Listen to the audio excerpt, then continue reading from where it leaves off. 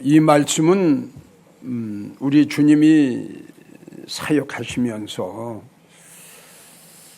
서기관들, 바리새인들, 율법사들에게 책망의 말씀이라고 하기보다는 이 경고의 말씀을 하신 겁니다. 그래서 지금 오늘 본문의 말씀을 보면요, 23절을 보면은 화 있을진저 외식하는 서기관들과 바리새인들이여 너희가 박하와 휘향과 근처에 11조는 들이되, 이건 뭐냐 그러면 11조 생활 잘했어요. 안식일도 잘 지켰어요. 근데 이들에게 우리 하나님께서 책망하시는 게 율법에 더 중한 바 이렇게 나옵니다. 그건 뭐냐 그러면 율법보다 더 중요한 것이 있었다는 거예요. 율법에 더 중한 바 몇 가지를 버리냐면 세 가지를 버립니다. 의와 인과 신을 버립니다. 이 세 가지가 굉장히 중요합니다. 제가 오늘 이 제목을 왜 택했느냐 그러면, 지금 예수님이 사역하실 예수님 때만 이런 서기관들과 바리새인 율법사가 있었느냐. 내가 지금 한국교회를 볼 때에 지금 우리 한국교회도요, 예수님 당시 때에 하나님을 믿으면서도 하나님의 영광을 가리우고 이 복음을 받아들이지 않는 바리새인들처럼 지금도 믿음 생활하고 신앙 생활을 하면서도 하나님의 영광을 가리우고 하나님의 말씀을 거역하고 하나님의 말씀을 멸시하는 이러한 성도들이 한국교회에 너무 많다는 결론이에요.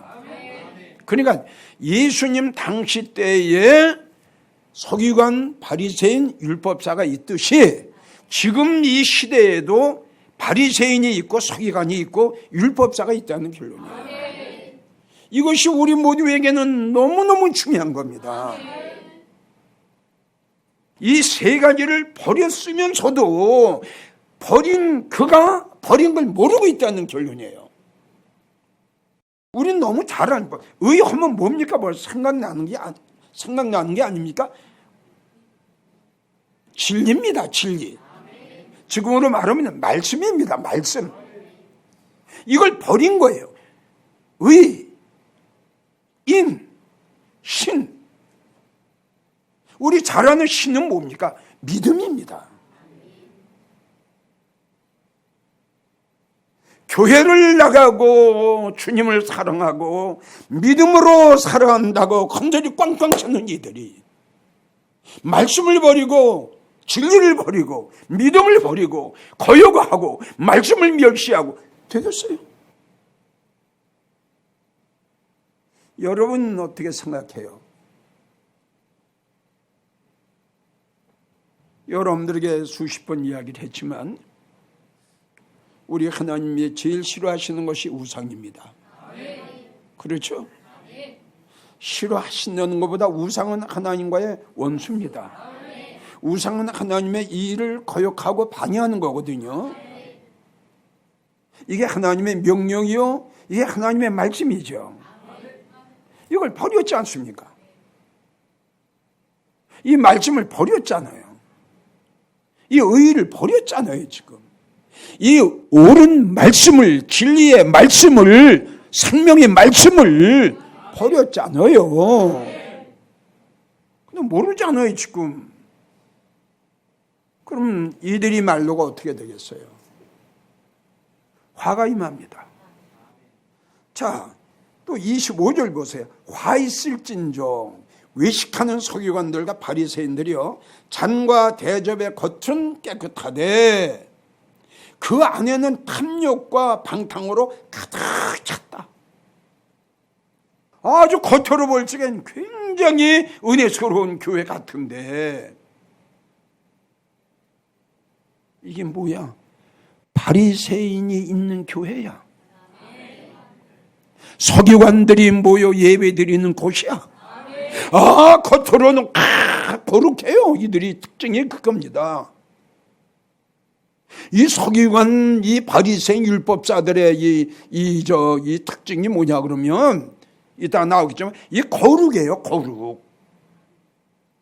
겉으로는 참 아름답고요, 아주 신성하고 아주 성결하고 거룩하고 진짜 하나님 같아요.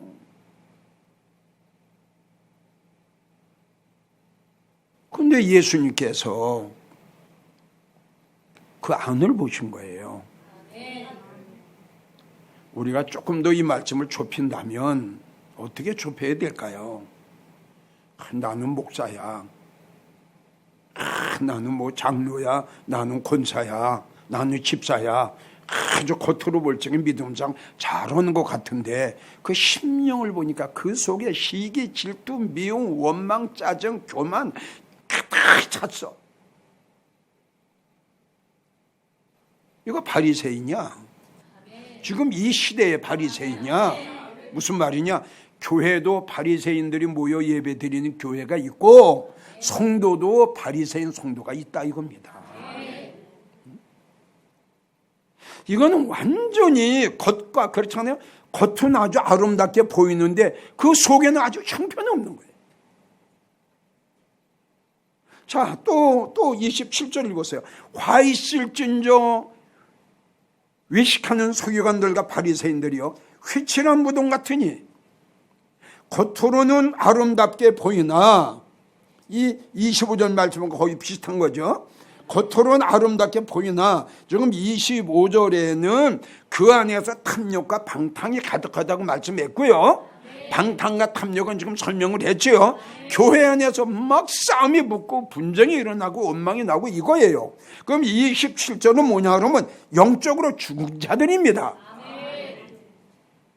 주님이 말씀하시기를 겉으로는 참 화려하고 웅장하고 아름답게 보이고 영적인 교회 같고 살아있는 교회 같은데 이게 웬일이냐? 내가 그 안을 들여다봤더니 다 죽은 것들이야. 더러운 것이 가득 찼구나. 이러한 현실을 우리는 바라보면서 교회로만 생각하지 말고 우리 각자로 생각을 해봐야 우리가 은혜가 되고 마지막 날에 하나님 앞에 책망을 받지 않는 우리가 된답니다. 화가 있을지어다 그랬어요. 무서운 말씀이에요 이건. 자, 바리새인들은 어떤 사람들이냐? 이런 말할 수가 없어요. 거짓되고 위선자며 교만하고 자만하고 오만하고 형식적이고 한두 가지가 아니에요. 그러기 때문에 우리 예수님께서 그렇게 바리새인들을 책망하신 거예요. 위선자예요. 이 바리새인들의 특징은 아주 너무 거짓됐어요. 한마디로 말해서 이 겉과 속이 틀리다는 거죠. 속과 겉이. 그러니까 뭐냐, 이중적인 성격자다. 이사야 30장 9절에서 10절을 보면 하나님이 책망하신 말씀이 나와요. 이는 패역한 백성이요 타락됐어요. 의와 인과 신을 버렸어요. 하나님의 말씀을 무시했어요. 타락을 한 백성들이에요. 패역한 백성들이에요. 패역한 백성이요, 거짓말하는 자식이요, 나를 사랑하지 않으면서도 사랑하는 척, 하나님의 법을 듣기 싫어하는 자식, 의를 버렸죠. 그들이 선지자들에게 하는 말이 뭐라고 이야기를 하느냐? 우리에게 선견하지 말라. 선견은 뭐냐 그러면 예언이에요. 예언 속에는 책망이에요. 무슨 말이냐? 당신네들 그렇게 하면 하나님 앞에 화가 나와. 당신네들 그렇게 믿음 생활하면 하나님 앞에 책망들어. 이런 말 하지 말라 이겁니다. 왜? 듣기 싫다 이거죠. 하나님 말씀을 듣기 싫어해요. 정직한 것을 우리에게 보이지 마라. 정직한 말을 하지 마라. 부드러운 말을 우리에게 해달라. 그러니까 이런 말은 무슨 말이냐? 우리 보고 축종이라고 그러지 마라. 알곡이라고 좀 해달라. 우리를 염소라고 그러지 마라. 좀 양이라고 해달라. 당신네들은 하나님 앞에 엄청난 책망을 받을 백성이야. 그런 말 하지 말고 하나님 앞에 축복받을 백성이야. 이 말 좀 해달라는 거야.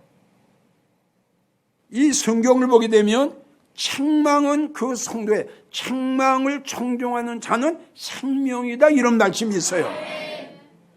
그러니까 이 하나님의 말씀은 축복의 말씀도 있고요.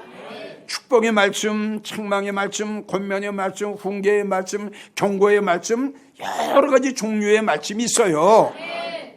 그래서 아모스 5장 10절을 보면 이런 말씀이 있어요. 성문 앞에 앉은 자들이 뭐라고 이야기하냐?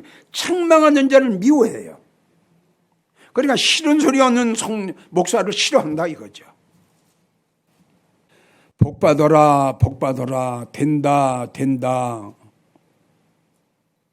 그리고 평강하다, 평강하다. 예수님 오시면 우리 모두 다 주님 영접하고 들림받을 수 있다. 이렇게 설교하는 설교를요, 조금 조심해서 들으세요. 내가 이런 말이 내가 왜 하느냐? 한번 보세요. 자, 내가 축정이죠. 내 축정인데 목사님이 알곡이다, 알곡이다. 이건 믿어야 돼, 안 믿어야 돼요? 그럼 이게 뭐야? 이게 뭐야? 거짓말 하는 거 아닙니까? 거짓. 일종의 사기다 이거지. 그래, 예레미야 몇 장 보게 되면 영적 사기꾼이 나오잖아요. 그러니까 이런 말에 속지 마라 이거죠. 왜? 본인은 본인이 너무 잘 알고 있잖아요. 예레미야 12장 2절을 보면 위선자입니다. 위선자. 예레미야 12장 2절. 입은 내게 가까우나 저들의 마음은 나하고 멀다. 혹시 여러분들 이 말씀에 걸리는 성도가 없는지요? 입은 주여 사랑합니다 이거예요. 내 마음은 멀어요. 이런 성도가 여기 있지 않나요? 마태복음 15장 8절도 말씀하시기를 이 백성이 입술로는 나를 존경하나 마음은 나에게서 멀다. 돈 오고 가까워요. 잠언 12장 22절 주께서 말씀하시기를 거짓 입술은 거짓말하는 자는 하나님 앞에 미움을 받는 자. 자, 두 번째 바리새인들은 뭐냐 그러면 지금 이야기한 대로 이 교만하고 오만하고 자만하고 거만해요. 이 바리새인들이 이게 병이 한두 가지 병이 아니에요. 이게 너무 많아요. 이게. 여러분 이게 다 틀립니다. 자고와 오만과 자긍과 거만과 교만과 이게 다 틀려요. 다 조금 다 틀려요. 같은 것 같지만. 이 바리새인 서기관들이 지금 이러한 엄청난 아주 죽을 병을 이걸 가지고 있는 거예요. 이들이. 그러니까 이들의 특징이 뭡니까? 갈라디아 6장 3절 잘 믿지도 못하면서 죽었으면서 잠들어 있으면서 잘 믿지도 못하면서 자기가 생각할 시간 잘 믿는 걸로 스스로 속고 있는 자들이다 이겁니다. 이 자긍이에요. 자긍. 이 한국교회 정말 많습니다. 자, 그러면 우리는 이 시대에 어떤 목사, 어떤 장로님, 어떤 권사님, 어떤 집사님들, 어떤 성도들이 돼야 될까요? 제일 첫째, 진실되고 정직해야 됩니다. 지금 여러분들에게 제일 첫 번째, 석유관 바리새인들 이들에게 제일 첫 번째 소개한 것이 거짓되다. 그리고 위선자다. 세 번째, 자만, 자긍, 교만, 오만, 이 5가지다. 듣기는 들어도 깨닫지 못한다. 이게 바리새인들의 3가지의 특징이다. 그렇다면 우리는 어떻게 믿음 생활을 해야 되느냐? 우리는 진실하고 정직한 사람이 되어야 됩니다. 시편 51편 6절 하나님 말씀하시기를 하나님은 마음, 즉 중심이 진실함을 원하신다. 에베소 5장 9절 빛의 열매는 모든 착함과 의로움과 진실함에 있다. 이게 빛의 성도들의 열매입니다. 사랑이 있는 성도들의 열매, 믿음이 있는 성도들의 열매, 주님을 사랑하는 성도들의 열매, 착함과 의로움과 진실함. 잠언 14장 25절, 잠언 14장 25절, 진실한 목사는, 진실한 증인은 사람의 생명을 구원하여도 거짓말을 하는 증인은 사람을 속이느니라. 그래서 방금 전에도 여러분들에게 말씀을 드렸습니다. 성도들에게 가장 중요한 것은 하나님의 말씀을 선포하고 하나님의 생명의 말씀을 증거하는 목자들, 주의 종들을 여러분들은 잘 만나야 믿음 안에서 성공을 하지요. 여러분들이 목사 잘못 만나 싹군 목자, 거짓 목자, 거짓말 잘하는 여우 같은 목자,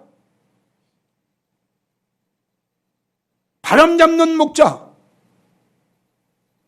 쭉정이를 가지고 알곡이라고 하는 목자, 염소를 가지고 양이라고 하는 목자, 죽을 자를 가지고 살 수 있다고 하는 목자 만나면 여러분들은 불행해집니다.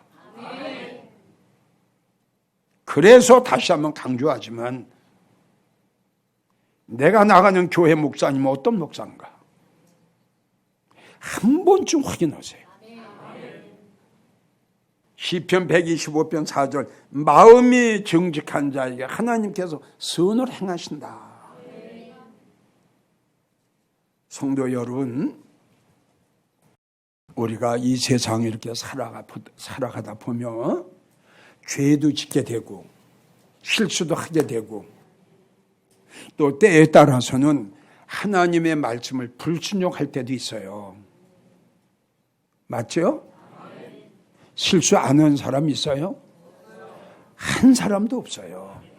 그럼 그럴 때 여기에 하나님께서 마음이 정직한 자에게 하나님이 선을 베푸신다고 하는 이 말씀은 바로 이 하나님의 말씀하신 선은 은혜랍니다. 은혜 속에는 뭐냐로 긍휼이 있거든요. 이사야 60장 10절을 보면 우리 하나님이 나의 은혜로 인하여 내가 너를 그렇죠. 성도 여러분, 이 정직한 것이 얼마나 중요한 줄 압니까? 내가 실수를 했어요. 내가 죄를 졌어요. 그럴 때 하나님은 나의 죄를 용서하지 않으시며 나에게 은혜를, 나에게 긍휼을, 나를 불쌍히 여기지 않으시면 가룟 유다와 같이 정죄받을 텐데요. 우리의 마음이 진실하고 우리의 마음이 정직한 게 얼마나 중요합니까? 역대하 19장 11절 하나님께서는 선한 자와 함께 하신다. 느헤미야 2장 8절을 보면 하나님의 선한 손으로 내가 너를 도와주리라. 할렐루야. 선한 손으로 내가 은혜로 너를 긍휼히 여기고 네가 힘들고 어려운 일을 당할 때에 나의 능력의 손으로 내가 너를 도와주리라.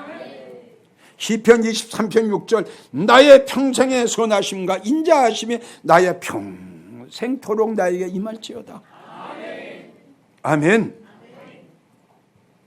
자, 이번에는 마음이 정직한 자에는 그의 교통하심이 있다 이렇게 기록이 됐어요. 잠언 3장 32절을 보면 정직한 자 중에는 그의 교통하심이 있느니라. 그러면 이 교통이라는 게 뭐죠? 대화지요. 대화. 그럼 우리는 뭘로 대화를 하죠? 뭘로 예수님 보고 대화를 하죠? 기도를 하죠. 그러니까 여기에 정직한 자에게는 교통하심이 있다라는 뜻은 무엇일까요?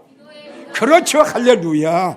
내가 어려운 일을 당할 때에 하나님 앞에 두 손 들어 기도했더니 우리 하나님이 벌써 그걸 들으시고, 할렐루야. 벌써 내가 어려운 일을 당할 때에 나에게 기도하기 전에 하나님 벌써 들으시고 사인 오시는 거예요.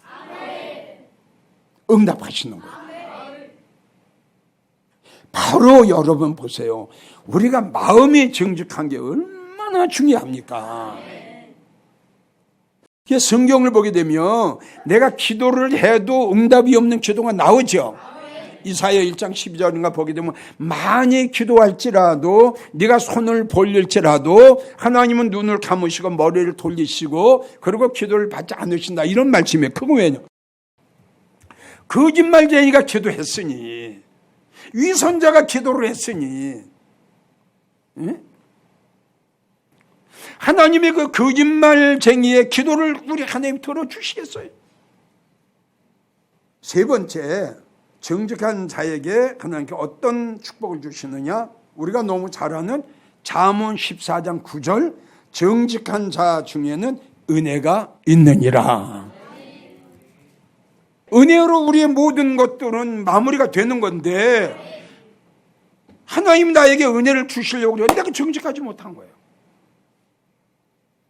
그럼 내가 마무리 짓는 것은 은혜로 인해서 마무리가 됐는데, 은혜가 나에게 절대적으로 필요한 겁니다. 나에게. 예? 예. 근데 하나님이 나에게 은혜를 안 주시는 거예요. 그건 마무리가 안 되죠. 이 시간 다시 한번 정리를 합니다. 우리 예수님 사역하실 때 서기관, 바리새인, 율법자에게 아주 무서운 말씀을 하신 게 너희에게 화가 있다. 왜? 너희는 위선자다. 화 있을진저 외식하는, 외식이 위선자예요. 거짓자예요. 외식한다 이거. 겉과 속이 틀려요. 요한계시록을 보게 되면 독수리가 날아가면서 이게 재앙입니다. 보세요. 이 바리새인같이 믿음 생활하는 성도들에게 얼마나 무서운 화가 임할 것인가. 세 가지를 버렸어요. 얘들은. 지금 우리 한국 교회도 이 세 가지를 버린 교회 중 성도들이 너무너무 많다니까요. 내가 대표적으로 이야기했잖아요. 우상을 데려다가 의인도 버리고 의의도 버리고 인도 버리고 이거 신도 버리고 다 버린 거예요. 이거는 세 가지 다 버린 겁니다. 종교 통합 세 가지 다 버린 겁니다. 있잖아요. 지금 현실이 그렇게 돌아가고 있잖아요. 지금.